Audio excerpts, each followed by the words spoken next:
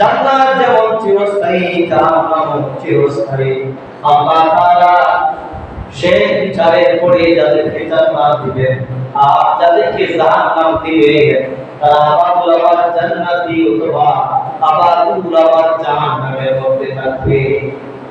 আল্লাহ রাসূল বলেন, আল্লাহ তাআলা আখিরাতে মওতকে জবে করে ফেলেন, মওতকে জবে করে ফেলেন।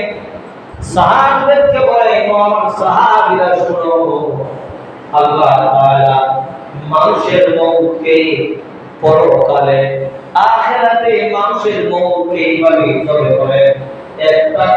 একটা আপনার দুম্বাকে ধরে আনার পরে আল্লাহ রাসূল সাল্লাল্লাহু আলাইহি ওয়াসাল্লাম বলেন, আল্লাহ তাআলা জাহান্নামীদের উদ্দেশ্য করে জান্নাতীদের উদ্দেশ্য করে বলবেন, ফায়াসবাহু বাইনাল জান্নাতি ওয়ান নার।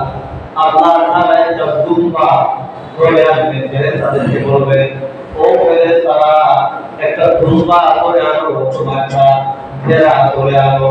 আনার পরে জান্নাত আর জাহান্নামের মধ্যবর্তী স্থান, সেখানে জান্নাত আর জাহান্নাম এমন স্থানের মধ্যে নিয়ে যাও। ফায়াসবাহু বাইনাল জান্নাতি ওয়ান নার।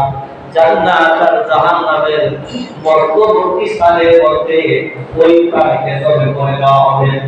আর আল্লাহ তাআলা ওই দিন বলবেন, সুম্মা ইয়াকুলু ইয়া আহলাল জান্নাতি খুলুদুন মাউতা। আল্লাহ তাআলা বলবেন, ও আহলে জান্নাত, ও জান্নাতের অধিবাসীরা, এই সাবরটারে, এই জবেটারে, এই দুম্বাটারে জবে করার পরে যেভাবে জবে হয়ে গেছে, ও আহলে জান্নাতীরা, তোমাদের মওত কেবল এইভাবেই জবে করা হবে যা তোমাদের মওত হবে। সুবহানাল্লাহ। জান্নাতে মৃত্যুকে জবে করা হবে আর কোন অংশের মরণ হবে না। আবার আল্লাহ তাআলা জাহান্নামীদেরকে উদ্দেশ্য করে বলবেন, ওয়া আহলান নার খুলুদুম বিলা মাউতি।